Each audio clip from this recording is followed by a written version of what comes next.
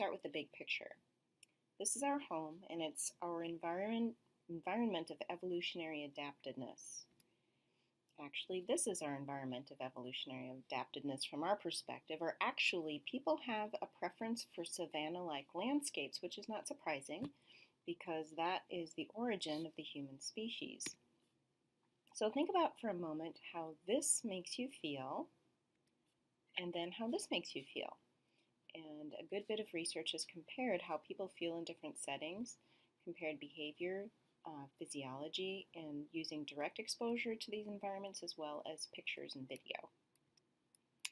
So a lot of the research can be subsumed within the biophilia hypothesis. So E.O. Wilson is a Harvard biologist, and he hypothesized that people have an innate tendency to want to affiliate with life and lifelike processes. And what I mean by lifelike processes are things like running water. And there's good reason for that. There's survival value in affiliating with life and lifelike processes, especially cute little things that we can take care of as they grow up. But think about flowers as well. Why do we like flowers? Well, where there are flowers, there's food. Where there's water, we need that to live. And if there are prominences, which is another landscape preference, you can look over land, like from a bluff, and see for long distances, which can be helpful for both hunting and for protecting, potentially from other invaders or something like that. So within family studies, we talk a lot about Bronfenbrenner's ecological systems theory, and it's kind of ironic that Bronfenbrenner borrowed from ecology in the natural sciences, and yet nature isn't really represented within this ecological systems theory. So the microsystem is the immediate environment in which a child would find him or herself, and that would include the family, for example, or a child care classroom or a family child care home for a preschooler.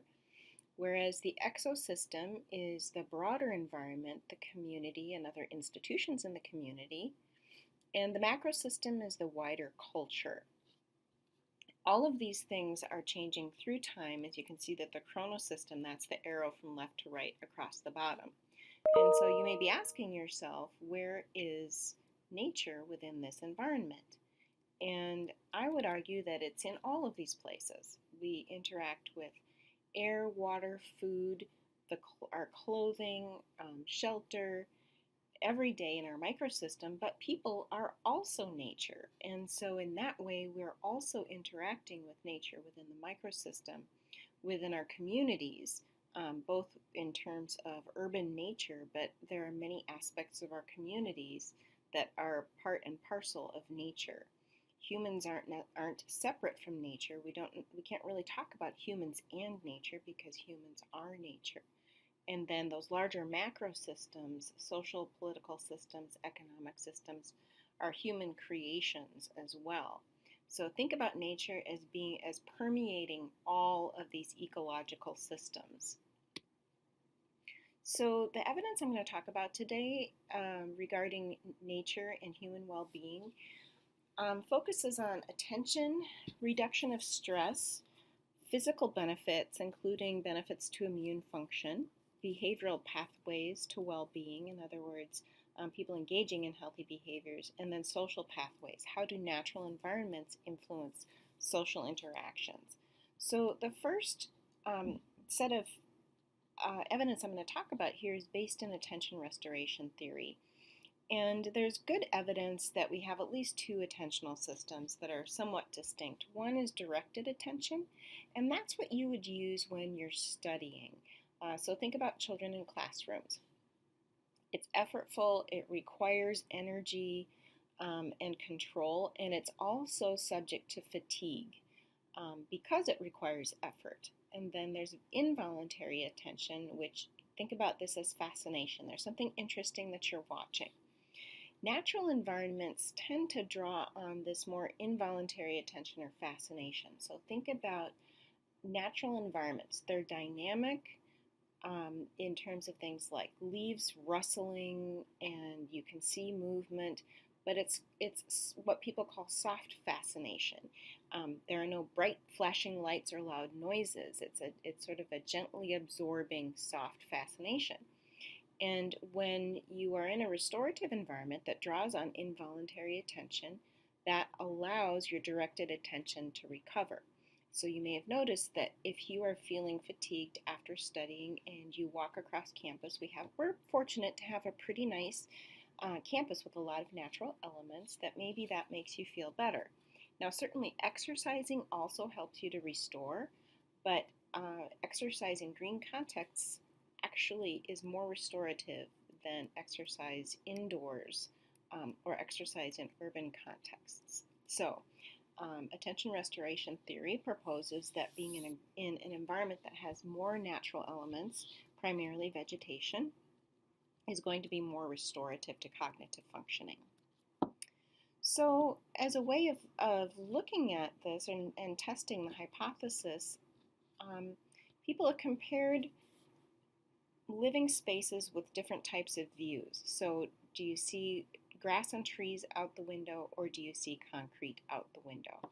And one study followed children who moved from homes that had less green surroundings to more green surroundings, and the parents reported fewer attention deficit symptoms after they moved.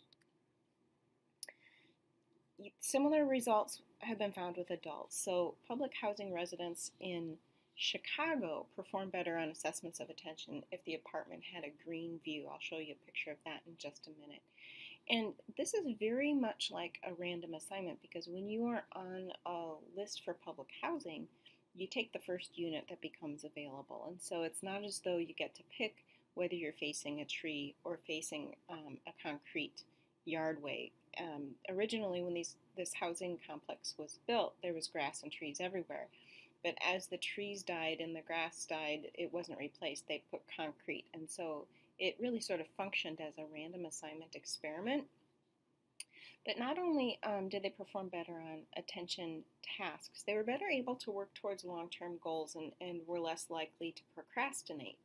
And this points out that attention it's a critical resource on a moment-to-moment basis to know what's going on around you and be able to respond to that. But it's also an important resource when you think about cumulatively over the long term, as you require attention to work on day-to-day tasks that are short-term tasks that work towards long-term goals. And that relates to health and family well-being as well.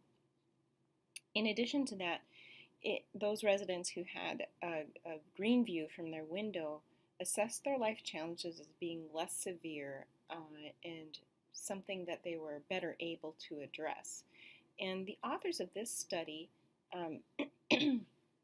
tested potentially confounding variables, 26 different potentially confounding variables that could account for these differences. So everything from family income and education to health habits, diet, smoking, and so forth. And the green view was the only variable that could account for the difference. So this is what I'm talking about. Either having a view of the concrete sort of yardway or having a view of trees and grass. And so a follow-up study to this, Faber, Taylor, Quo, and Sullivan studied both girls and boys with a natural view compared to this more concrete view, and they only found significant results for girls who had better concentration, impulse control, and delay of gratification, in other words, self-regulation, than girls without a natural view. And they weren't quite sure why only girls were affected in this particular study, but they thought that it might be partly, at least, because boys tended to go out and venture farther away from home to play. And so boys may be in more varied environments, whereas girls spent more time in the proximity of home when they were playing. Now, this is a finding that's probably going to be pretty relevant to you and maybe helpful as well, but college students demonstrated better performance on attention tasks when they had residence hall rooms with natural window views versus built views. And this was a study where they actually went to the residence hall room and administered the attention tasks. Some studies have looked at the proximity to urban green space, and a lot of these studies use satellite imaging to determine what the density of green space is surrounding homes, and data are available so that you can estimate density of green space, for example, within a 100-meter radius, a 250-meter radius, a 500-meter radius, and so forth. And with these three studies, I'm presenting these three to just demonstrate that these findings are consistent across several different countries. So here it's Germany, Spain, and Sweden, where time spent in natural areas is negatively correlated with attention deficit symptoms. So another study by Kuo and Faber-Taylor, actually two studies. Study one was a small convenient sample of 96 parents, and this is a good way to start out with research when you have an idea and you want to try it out. They surveyed parents about children's tasks, where their activities, what they did on weekends and on school days, and where they did it. And they found that the greener the environment that children were in during weekends, that they had better symptoms. This particular graph that we're looking at here was a larger national sample that they followed up with, where parents were reporting on their children's activities and their functioning after after each activity. And as you can see, they were performing better than usual. So the same as usual is at the bottom, better than usual at the top. And what you can see is that indoors was the lowest level of functioning, and in green outdoor environments was the highest level of functioning. Built outdoor environments here means, for example, a concrete basketball court. So I'm going to talk about some studies next that involve exposure to nature-built environments and indoors while performing cognitive tasks. So the way that a lot of these studies have been conducted is that your participants engage in an activity that induces cognitive fatigue, so proofreading, for example, or doing math problems. And then you either randomly assign them to different recovery activities, or with a within subjects design, you would have them do each condition on a different day, followed by cognitive assessments.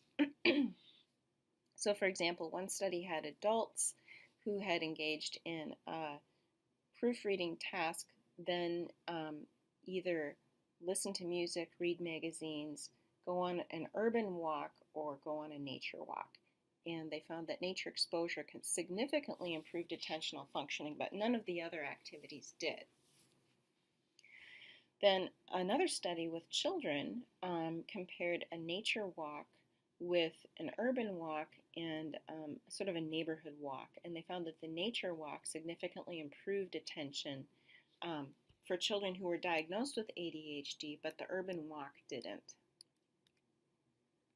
So these pictures might look familiar to you. Ann Schutte in the psychology department and myself and one of Ann's graduate students replicated the study that had been done with children with attention deficit disorder. No one had actually done this procedure with children who weren't already diagnosed with attention deficit disorder, and no one had studied preschoolers.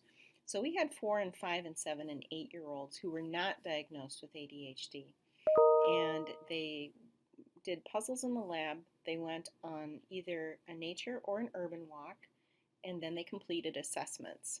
Then they came back a week or 2 later and they did the exact same procedures and did the other walk. And what we found is that their spatial working memory was more accurate after the nature walk, and they had shorter attention time shorter reaction time on the attention measure after the nature walk. So there was some evidence of improved executive functions after the nature walk for typically developing children as well. So another approach to looking at the benefits of exposure to nature is stress reduction theory. And while attention restoration theory focuses on cognitive functions as being a pathway to improved well-being, through exposure to nature, stress reduction theory really focuses on emotions and the parasympathetic nervous system. So the parasympathetic nervous system, think of it as the system that helps you to calm down after stressors. And so measures of parasympathetic responding include things like blood pressure and heart rate variability. So one of the first studies to test stress reduction theory or be guided by stress reduction theory had hospital patients who were experiencing gallbladder surgery assigned to rooms that either had a green view or a brick wall. And it was very important that patients were as comparable as possible in terms of the procedure they were undergoing and their medical condition, because otherwise, of course, you could have differences in outcomes that were because of the nature of the medical problems to begin with. So the participants in the study were very comparable with each other, except for the room that they were assigned to. And those who were in a room with a green view actually were discharged earlier and required less pain medication, and they had fewer post-operative complications. And then another study in a dental clinic found that exposure to an aquarium compared to people who were not exposed to an aquarium, the aquarium participants had lower blood pressure and lower self-reported anxiety. And so that's why it's not unusual to see an aquarium in a dental office. Also, if you see pictures on the ceiling of natural scenes, those reduce stress as well. Interestingly, there's been a study, Ulrich conducted a study more recently comparing having a TV in a waiting room with not, and having a television actually increases anxiety. But you see TVs in almost all waiting rooms now. So more research on natural environments and emotions has found that being in natural environments or being exposed to natural environments, either through a window view or a video, increases positive emotions, decreases aggression and fear, and interestingly, a simulated drive in nature, so that would be video in an urban setting or in a more natural or country setting, the denser the vegetation, the better people's frustration tolerance is and the less angry they are. So think in terms of road rage and think for yourself of how you feel when you're driving in different areas. And for a while, one of my kids lived outside of Lincoln on East O Street, and every time I got past Southeast Community College and started going down the hill, I would notice right away how relaxed I felt. So imagine it that way. So people have more positive emotions and less aggression when there's more vegetation. Now this table shows you what's called a meta-analysis. A meta-analysis is when somebody takes several different studies and then they average the effect sizes. And studies have to be selected for the rigor of the design to begin with. And so you wouldn't want to include a study that had a weak design. So for example, maybe they didn't control potential confounds or they didn't use reliable measures. And so here, this is focusing on analyzing the effects across different studies, and I marked the ones that were significant across several studies. So you can see that energy improves in exposure to nature, anxiety decreases, anger, fatigue, and sadness decrease, and these are pretty decent effect sizes. 0.76 is considered a big effect size, 0.52 is a moderate effect size, and so for each of these are pretty robust effects. So another way to think about this, we've talked a little bit about affect and feelings. Another way to think about this is what behaviors might change because people are in green space. And so one study that looked at mental health of youth, so teenagers in Bulgaria, had the youth rate the restorative quality of the green space. And the more restorative it was in an urban area, the more likely they were to engage in physical activity. And the more likely they were to engage in physical activity, the higher they rated their social cohesion, with friends. And that pathway led to mental health. However, there wasn't a direct path from green space to mental health. It was mediated through behavior and through social relationships. And so what you find is that green space actually changes people's behavior, or people's behavior changes in green space and in more healthy ways. Additional evidence related to physical health, research in prisons, and this is sort of another random assignment if you think about it that way, because whether your cell has a window that faces nature, and in this case it was farm fields or forests, or maybe just the prison yard in a concrete or dirt yard, those who had window views of nature had significantly fewer visits to the infirmary. And another study of physiological stress recovery, which was measured by skin conductance and cardiac response, reported that recovery was more complete in natural settings rather than indoor settings. So forest bathing is actually a thing, and it's a Japanese thing, and I'm going to tell you a little bit about evidence related to the effectiveness of forest bathing. So one particular study, so Park did a study in 2010 and used a within subjects design comparing forest and urban walks. And so the participants had identical lodging in each location. They went to a forest setting, and they were seated for 14 minutes to view their surroundings and then walked around for 16 minutes. And this was in order to determine there was no difference in physical activity between sites. And they actually monitored physical activities with something similar to an actigraph or a Fitbit. And what they found was that there was decreased cortisol concentration in the forest condition, but not the urban condition. And cortisol is a stress hormone. Typically, it is highest early in the morning, and it decreases throughout the day to almost zero by 6 o'clock in the evening. And increased cortisol is typically a marker of greater distress or anxiety, and decreased cortisol is an indicator of greater relaxation. They also found significant lower blood pressure in the forest context compared to the urban context, and enhanced parasympathetic response. So this was heart rate variability, indicating greater relaxation. So another study of forest bathing focused on immune function. And in the first study, participants took a 3-day, 2-night trip to a forest. So that's a study you might want to sign up for. And what they did was they walked for 2.5 kilometers over the course of 2 hours on the first day. And that's an average walking speed of about 3 miles in an hour. And then on the second day, they did that once in the morning and once in the afternoon. And they took blood and urine samples before the first day and then throughout, and for 7 and 30 days after. And they found significant increases in natural killer cells and natural killer cell activity. So why is that important? Well, their natural killer cells are understood to kill tumorous cells or virus-infected cells by releasing anti-cancer proteins. And so natural killer cell activity is of interest for overall immune function. And so the second bullet point here, the increases in perforin, GRN, and granzyme expressing lymphocytes, those are anti-cancer proteins.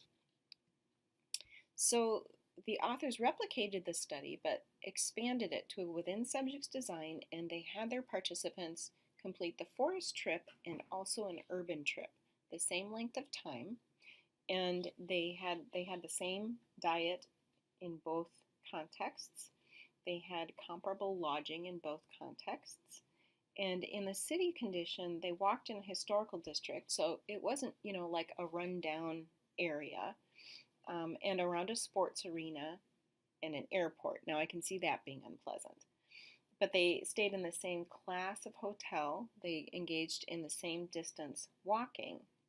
And they also had several other controls. So they didn't drink alcohol for 2 days before the trip or before the follow-up urine and blood tests. And as you can see, they replicated their findings. So there was an increase in natural killer cell activity, and as well as the anti-cancer proteins. And the effect lasted for more than 7 days, and some of the effects lasted up to 30 days, whereas the city visit didn't increase immune function at all.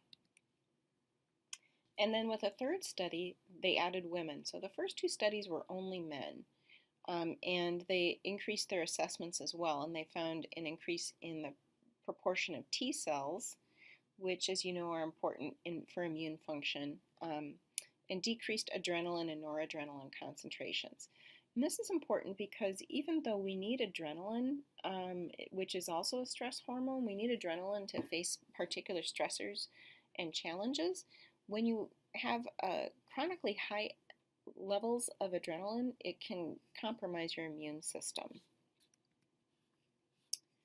So the evidence is mixed for blood pressure. One study found forest therapy decreased both systolic and diastolic blood pressure, but another study found no association between reported frequency of forest walking and blood pressure, and potentially the difference in findings is because the 2017 study, which was conducted in Japan, it was actually a controlled study where they had an intervention, and they timed the amount of time and assigned the office workers to the forest therapy condition, whereas the second study, they just were surveying people about how frequently they walk in the forest. So there's different methodology, and that could account for the difference in findings. Another way to examine the effects of natural environments on health is to look at residential vegetation density. And so this is where, as I mentioned earlier, sometimes researchers will use satellite image data to determine the concentration of vegetation cover. And a study in Japan found that greater canopy coverage was associated with lower standardized mortality ratios due to cancers. Time spent in green space is positively associated with mental health and vitality. You'll notice that this is a large sample size. It's a population-based study in the Netherlands. And then a similar finding in Spain, also a population-based sample. In the United States, there's a longitudinal nurses' health study that has followed a sample over several decades. And using satellite data, they divided the sample into quintiles, or fifths, from the highest to the lowest quintile of vegetation. And so comparing those with the most vegetation cover to those with the least vegetation cover, they found a 12% lower rate of all-cause mortality, non-accidental mortality, compared to women in the lowest quintile.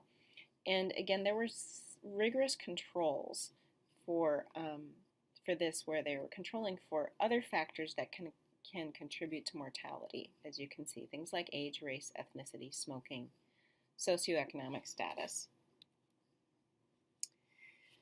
And green environments seem to be able to buffer some of the impact of being in a distressed community. So health inequalities, you're probably well aware that there are big disparities as a function of income when you're comparing higher and lower income populations. Well, that gap narrows in the context of green environments. So the lowest level of health inequality related to low income is in higher density green environments, and so it seems to be able to buffer some of that impact.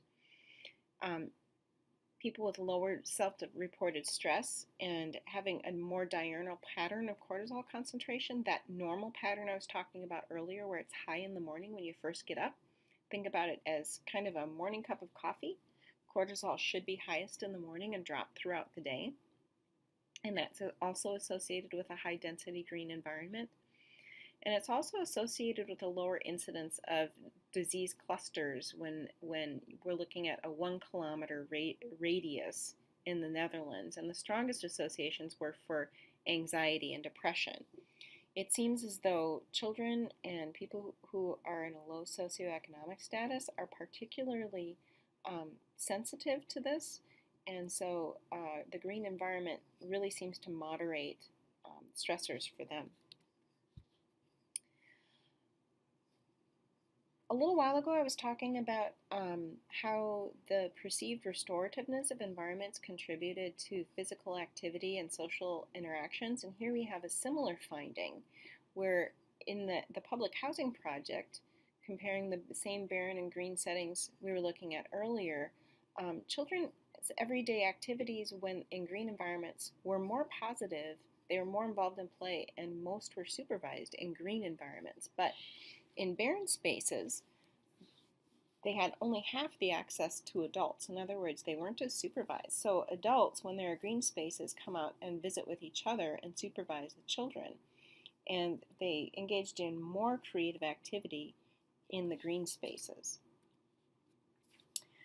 There have been a few studies that have examined schoolyard restoration, and that's what can be considered a natural experiment because they can compare student well-being before and after the schoolyard greening. And so one study in Canada, so there were 56 schools, elementary and middle schools, and they found that overall children engaged in more moderate physical activity after the greening of the schoolyard, because if you think of a typical schoolyard in the United States, the athletic areas are dominated by kids who are already athletically competent. So think about the soccer field, the basketball court, and so on. Those are the kids who are already very physically competent, and other kids tend to just sort of congregate and visit. They don't engage in as much physical activity. But after the greening, more kids were engaged in moderate physical activity, and play was less hierarchical. So again, when you have the kind of playground design that we have here in the United States, the kids who are the most athletically competent tend to be the leaders outdoors and on the playground, whereas here it was much more of an egalitarian situation after the greening. And they talked about behavior as being more civil or pro-social after the greening, so less conflict. Similarly, there were 3 middle schools in Austria. They compared before and after greening and found decreased physiological stress measured by blood pressure, enhanced psychological well-being.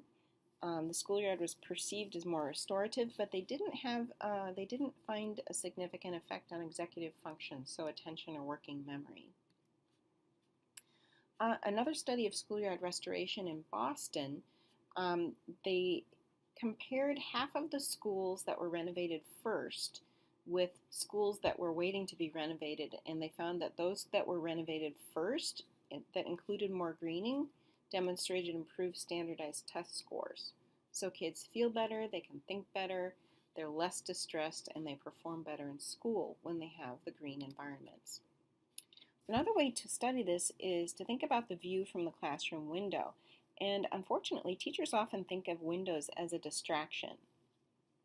But you can also think about windows as being able to take a mini break, and that allows you to recover from the hard work that you're doing in the classroom. And one study comparing green views with non-green views found better performance on tasks requiring attention when kids had a green view. So overall, what do we know from this? What are the take-home messages?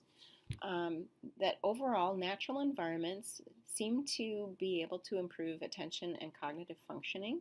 When people are in natural environments, they report reduced distress and more positive emotion, and physiological indicators seem to support that as well. They're better able to cope with stressors, and this is probably both because they have lower levels of negative emotions, higher levels of positive emotions, and are better able to think clearly. Increased parasympathetic responding, and think of this as calming or recovering from stressors. Improved physical health measured by immune function and with some studies, blood pressure. And that there are multiple pathways to well-being of being in natural environments. So for example, through the walkability of green spaces or the perceived safety with adults gathering and spending time together with each other, so there's social support and perceived social cohesion, and the study of youth who also engaged in more physical activity outdoors and perceived more social cohesion. And so there are these multiple pathways to well-being.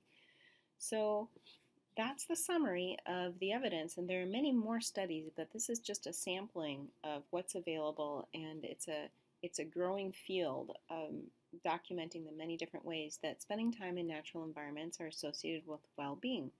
So now you know you can get outside and take a study break, and hopefully you have a room with a view.